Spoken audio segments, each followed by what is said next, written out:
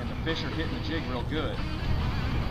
And with a big long rod like this, you can take up a lot of your slack real fast when you get bit.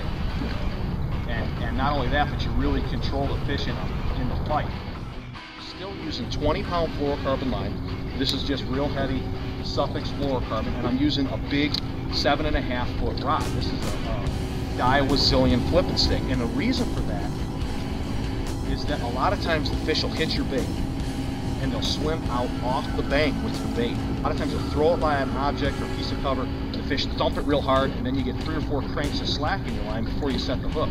And a big rod, when you set the hook, a big rod moves so much more line that it catches up with those fish. You know, a lot of times a fish will hit a crawfish or hit whatever it's going to eat.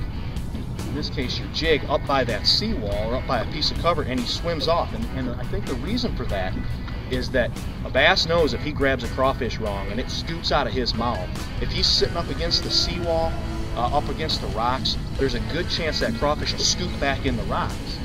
But a bass that takes a crawfish in his mouth and swims out over 5 or 6 feet of open water, if the crawfish comes out of his mouth, there's nowhere for it to go in that water column, and he can spin around and eat it again. So I think that's a lot of times why they do that.